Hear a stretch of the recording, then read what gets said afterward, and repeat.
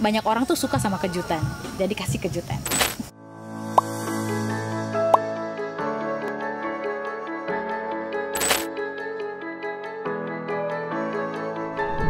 Oke, temuan menarik pertama itu adalah tim sih sebenarnya. Jadi saya menemukan tim yang solid dan luar biasa gitu. Karena dalam kesederhanaan tuh kita bisa mengerjakan apapun. Lalu kalau temuan yang lain dalam hal program atau gerakan kami, yang pertama adalah arsip soal sejarah Kota Larantuka. Jadi kami dalam kurun waktu 1 tahun belakangan ini sudah mulai serius dengan sebuah program yang namanya Lingkar Belajar. Lingkar Belajar ini kita belajar tematis, jadi kita mau belajar apa dan disepakati bersama metodenya. Terus kita turun ke lapangan sama-sama gitu, mencari narasumber dan sebagainya.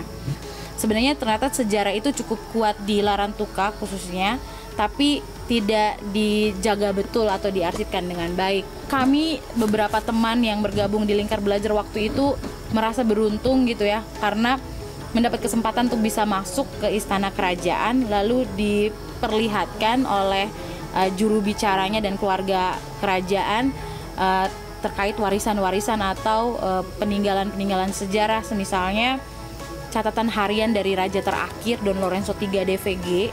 Kami juga diberi kesempatan untuk melihat langsung kris dari raja pertama kami gitu, raja pertama kami Patigolo Arakian. Kami ingin membagi keberuntungan kami gitu, kesempatan ini ke teman-teman yang lain dengan upaya kami dalam mengarsipkan itu dan mendistribusikannya melalui berbagai kegiatan. Misalnya yang sedang kami rancang adalah pameran dan juga cita-cita besarnya adalah arsip digital.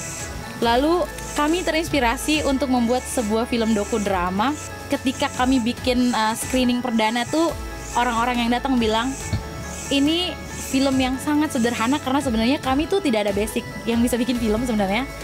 Film ini benar-benar minim budget, bahkan orang bilang ini miskin banget gitu, tapi bergizi. Kenapa dia bergizi? Karena ternyata itu penting buat muatan lokal atau pengetahuan sejarah lokal yang harusnya kita bagikan kepada orang-orang muda, khususnya anak-anak, untuk tahu identitas mereka dan sejarah mereka sendiri. Temuan yang lain adalah yang terkait iklim atau lingkungan. Itu sebenarnya adalah waktu kami cukup serius dan tekun kepada kerja kami mendongeng. Lalu dalam perjalanannya kami mendongeng dari desa ke desa, dari kelurahan ke kelurahan, berbagi cerita baik gitu, salah satunya dengan tema lingkungan.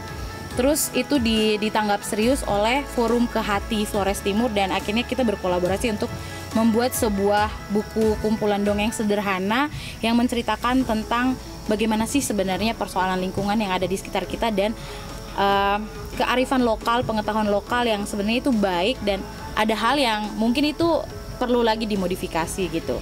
Dan sebenarnya itu pencapaian temuan baik, tapi menjadi PR karena kita perlu lagi melakukan pengembangan dan inovasi terhadap dongeng ekologis ini dan buku dongengnya.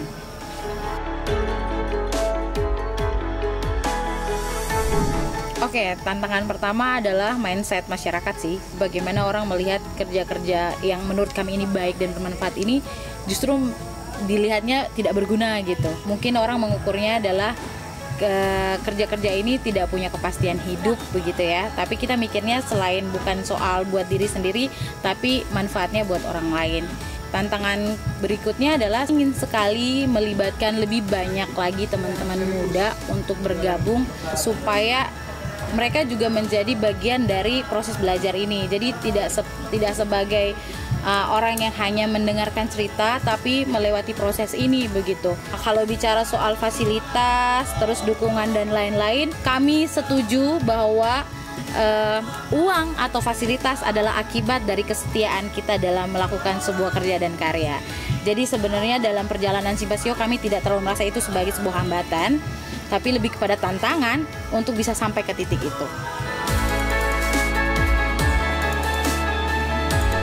Harapan saya sih sebenarnya cuma satu, meletakkan hati pada setiap pekerjaan. Jadi apapun pekerjaan kita dan apapun fokus kita, jika hati ada di urutan pertama, saya pikir semua akan baik-baik saja gitu. Dan juga menurutku jangan takut untuk jadi beda, jangan takut berinovasi, dan jangan takut untuk menembus batas-batas itu gitu, karena sebenarnya banyak orang tuh suka sama kejutan, jadi kasih kejutan.